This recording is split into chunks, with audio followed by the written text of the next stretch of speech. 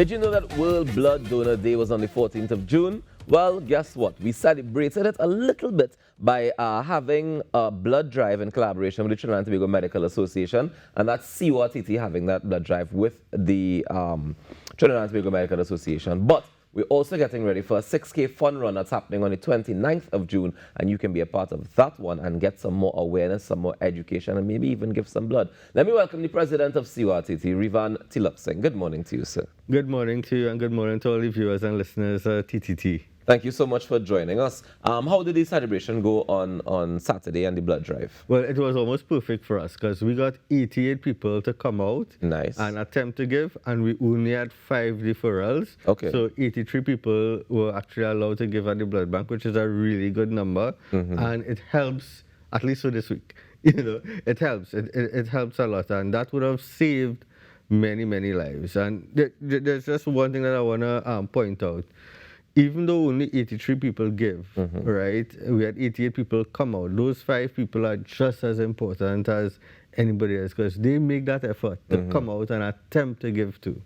Give us an idea so that we understand how it translates, right? When you take blood from 83 people, how many patients is that able to service? So that could, some people may need more than 1 unit or components from more than 1 unit, but generally people use part of a blood. So they use, each blood is split into 3 components, and sometimes people just only need 1 out of those 3 components in order to survive. So that 83 could multiply by 3? By 3, correct. Okay. So the potential there is to save at least 240 lives if possible.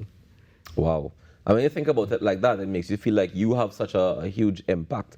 How important is it for people to voluntarily donate? So, and that's an important question, right? Wherever you have a very high demand and a very low supply, people are coerced into donating blood because here what? My family need blood, they're going to die, or that is the perception that they have. And I have to find somebody, if I have to pay somebody, I'll pay them to give blood, right? So when you give blood, the blood has to be safe. And the only way to determine that the blood is safe is to go through an intensive screening program, right, and some testing. You cannot test for everything at all. You'll use all the blood in testing, and it's a very expensive process. Right. So that screening process is very important. Globally, volunteers, if you come in to give that blood voluntarily, you wouldn't lie during the screening process. But if you're paying and you have an income, you lie during the screening process. Sure you get through. To make sure you get your money and to make sure you get through, to make sure you get your chit, etc., right? So it's really, really important that people who come to give voluntarily. They come and they give it because they want to give the blood. And we believe Trinidad as a population have a lot of generous people. I mean, we as an organization, SEWA, we just coming out of flood. We got almost 400 people to contribute to the little subway program that we have, the SEWA subs. And that is minimal marketing. We didn't go on TV or anything. We just put it out on social media, right? What do you think is preventing people from voluntarily giving blood? I think it's a combination of education, convenience, right? And there's a perception of inconvenience, which has changed. Right? So education, convenience are the 2 major things. So we need to have more blood drives on Sundays or after hours. Right. When people not working. Yeah, because people have to work, right? And they don't want to come and give up, or in their mind, give up a day, right? We need to have more appointments, which fortunately the blood banks have implemented an appointment system now. Okay. So if you go on the website, you can make an appointment, and it's no longer a wait whole day. You could get through very quickly. Okay, I thought it was still first come, first serve. No. So you have an appointment system. You could do an appointment for 10 o'clock, reach for 10. But the thing is, it's still between 8 and 2 o'clock, right? We had to find a way to get to if somebody finished work at 4 o'clock, they could give blood before they go home. Yeah. Right? Rest up the night and go to work the next day normal. Right? We have to have more on a Sunday or more hours on a Saturday and push those appointments, right? And our view is that we've done the maths. We've been working with all the blood banks. We have enough blood banks. We have enough chairs and staff and everything. Our maths is we have enough to collect more than 60,000, 70,000 units we only need 40,000 units out of a population of 1.4 million. How often do you need that 40,000 units? So that's 40,000 for the entire year. Okay. That's all we need. Okay, for the year? For the year. Okay. Right? So that means 40,000 people giving one. So people like me who give at least 2 or 3 times a year, if we get 10,000 to, let me say, give twice, and an extra 20,000 to give once, that's 30,000 people alone we need to give. Right? No, if 10 give twice, that's Right, 20. so like 20. I have another 20, that's 40. That's 40, so you make it up easy, right? Okay. So let me say 30,000 out of this 1.3 million. 1.3 million. That's nothing, right? That is literally nothing. That is 1-2% of the population. But it does mean that people who do give make such a huge difference. Yeah. Because what you now doing is affecting the lives of 240,000 people. Correct, right? And this is why we having this run, right? So we've been having blood drives. We came and do interviews. A lot of wonderful organizations do these blood drives. But what is the impact? We add 50 units to the system. We add 80-something units to the system. 80-something units doesn't fill a gap of over 20,000. That is the gap. Right. And let me tell you the importance But drip by drip, man. Drip by drip, the bucket is full. Yeah, drip by drip, the bucket is full, but it's too little bit of drips. Okay. Right? We can't just add 100 or 200 per year. We have to add 20,000 per year. Okay. Right? So we are having this run on the 29th, right? And we're inviting the public to come. We are hoping that we get somewhere between 600 and 1,000 people to come. If we get those numbers, right, we have 600 or 1,000 new people that we could help market it first. So like so many runs for our cause, we are putting all the funds that we collect from this into marketing. We're going to do signs, we're going to do things, and we're going to move around to communities. We are a voluntary organization. We're going to find spaces throughout for the next year or two and promote blood donation. We're going to ask the companies, and I'm going to give some numbers that companies could call 333 SEWA, SEWA. Just call us and we're going to help you set up the blood drives. We're going to walk through all the requirements with you, make sure everything is okay. You don't need us to do the blood drive. You can call the blood bank directly, but we're going to help you go through the system, make sure you're prepared, and help you with the registration forms and everything. So our effort is, we don't want to just add 200 units for the year. We want to add 1,000 or 2,000 in the next couple of years.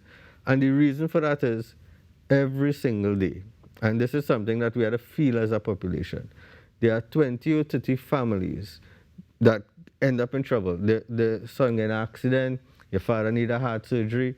On top of the trauma dealing with that, right? They had to go through an additional trauma with the doctor telling you, look, we just don't have the blood in the system. You had to go and find somebody. And you had to find them in a day or two. So you know, besides the anxiety, you run into the hospital, all the things that you had to arrange.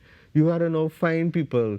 Should I pay them? Should I go through the system, right? And most people, while they're healthy enough to give, at that point in time, you could have the cold, you could have traveled to a malaria endemic country.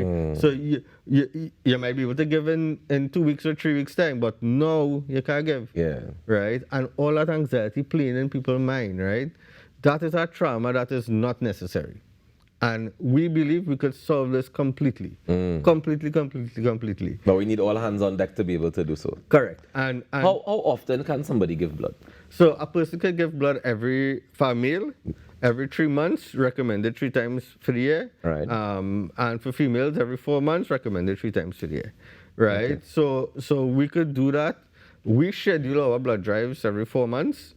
Right, and we hoping that if we get 10 or 15 companies to come on board with us for the year, and they schedule regular blood drives, and we add in, let me say, 50 units, 50 blood drives by 50 units is 2,500 units we could drop in a year extra, right? That's one small bucket there, and then we get people to come to the blood banks extra. We could solve this problem. And it's not something that you need $1 million for or a whole set of money for from government, or you need a whole set of additional infrastructure. Everything is here and available. What we need is compassion. We need people to say, here what? You see this organization that we have for Carnival and all of these things? We want to put our same effort. We need to get artists to sing songs about blood donation. We need to get we creative people to take that up as a team, and then we do that as a mass, right? So these are the things that we could think about. Tell me what's on for Sunday, because it's a 6K fun run. Yeah. And you mentioned some of the benefits that can be derived from it. But tell me what people can expect on the day itself. Right. So it's like any other professional run, right? We time in. You could get your best times. It's a really professional run. It's our third attempt at doing a run like this. The first time was 300. The second time we hit 700. So this time Is this persons or kilometers? No, persons. Just checking. Yeah, and it's 6 kilometers timed. We have a real nice race village, and we focus in the theme of the race village on blood donation. Okay. So every booth gonna have some little facts about blood donation, and we're gonna spend the time. There's a wonderful medal. I just sorry I didn't bring the medal today. But I'm sorry you didn't bring it too. It's a real nice medal, but you could check with social media pages. Or even better, you could go down on the 29th of June and win yourself one. Yeah, correct. Everybody getting a medal, right? Everybody getting a medal. But on top of that, you're getting a pin too, because you know all of these professional runners, you don't walk around with your medal all the time, right? But you're getting a real nice pin like what you have there with a nice blood drop, and you could walk around as a conversation starter. Yeah. We're gonna equip you with all the knowledge that you need. It's not like you need to learn a book or anything. There are some very simple facts that we lay out today in just a few minutes, right? And you could use that as a conversation starter with people, because we hope in each runner that come out could be an ambassador for blood donation. Most definitely. Where is it happening? So it's at the Diwali Nagar, right? You could register on Race Roster. Okay. You could find us on Facebook or Instagram. Just search SEWATT, or our website, sewatt.org, sewatt.org. Call 333-SEWA, and you'll find us. And we're there. You can register for the run. Ivan, thank you so much for joining us this morning, and congratulations in advance, because I know that the work you're doing is definitely going to pay off, and I hope that at least a few people are touched this morning by the words and are inspired to go and voluntarily give blood at least 3 times for the year. Right? Try our best. Let me do better as a nation. We can do this together. That's the theme this morning, it seems like. Yeah. Once we come together and do this, we could get better as a nation, yeah? Let's take a quick break and come back with more in our morning show. Stay tuned.